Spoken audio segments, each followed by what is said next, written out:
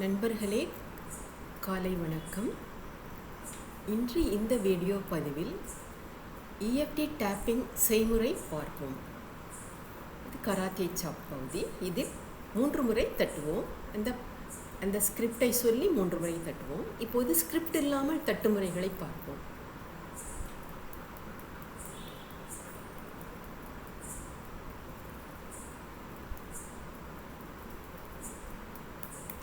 ஒவ்வொரு தட்டும் குறைந்தபட்சம் 7 முறை இருக்கட்டும்.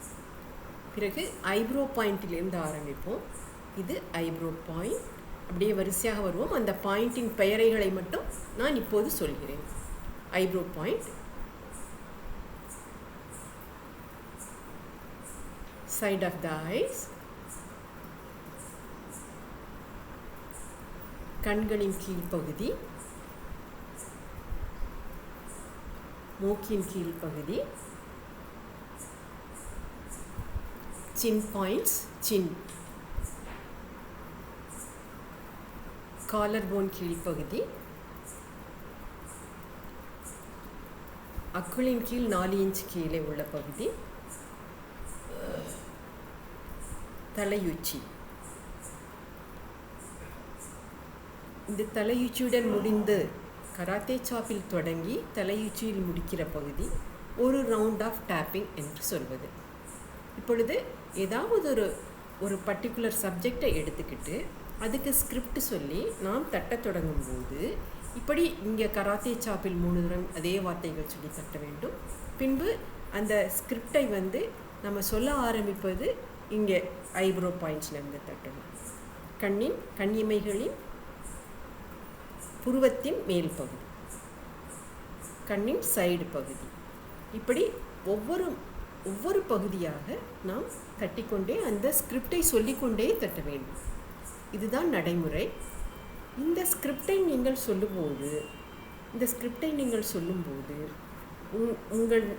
உங்களுடைய வெளிமனது, அதாவது கான்ஷியஸ் மைண்டுன்னு சொல்வார்கள், அதை வாங்கி உங்களது உள்மனதிற்கு சப்கான்ஷியஸ் மைண்ட் என்று சொல்வார்கள், அதற்கு அனுப்பும். அந்த ஸ்கிரிப்ட் நமக்கு இப்போ உள்ள நடைமுறையில் ஒரு நெகட்டிவாகவோ எதிர்மறை எண்ணங்களோ இருக்கிற போது அந்த எதிர்மறை எண்ணங்களை நம்ம சொல்லிவிட்டு அதை திரும்ப நம்ம பாசிட்டிவாக மாற்றி சொல்கிற போது அதை அந்த உங்களோட ஆழ்மனதுக்கு அந்த மேல் மனது வாங்கி அனுப்பிவிடும். உங்கள் ஆழ்மனது நம்பத் தொடங்கும். இப்படி செய்கிற போது உங்கள் எண்ணங்கள் மாறும், நெகட்டிவில் இருந்து பாசிட்டிவாக மாறும். ஸோ இந்த EFT டேப்பிங்கின் பொட்டென்ஷியல் மிக மிக அதிகம். நான் இப்போது ஜஸ்ட் ஒரு ஆனா போட்டு உங்கள் கையை பிடித்து ஆனா போட்டு எழுத தொடங்குகிறேன். இந்த தொடக்க வீடியோவை நீங்கள் பார்த்து தட்டப்பழகுங்கள்.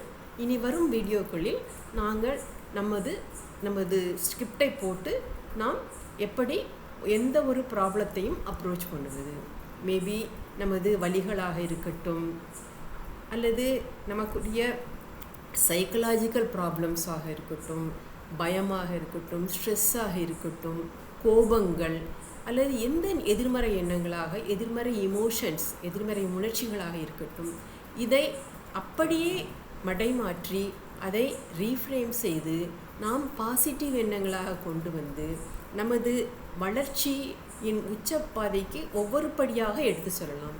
நாம் இப்போது வளர்ச்சியில் கீழ்த்தங்கி நமது X axis and Y axis கடைசியில் இருந்தோன்னு இருந்தால் அப்படி இருந்து நம்ம மேலே அப்படியே ஒவ்வொரு ஸ்டெப்பாக மேல் போய் லேடரின் மேல் ஸ்டெப்புக்கு போய் நமது வாழ்க்கையின் வளர்ச்சியை இது ஒரு 1 மந்த்லேயே ஒவ்வொரு நாளும் நாம் வளர்ச்சியை காண முடியும். ஸோ நண்பர்களே, நன்றி இந்த வீடியோவை பார்த்ததற்கு. தயவுசெய்து இந்த தட்டுமுறையை இன்றிலிருந்து பழகி ஒவ்வொரு என்னுடைய ஃபர்தர் வீடியோஸை பார்த்து நாம் பழகிக்கொள்ளலாம். நன்றி, வணக்கம்.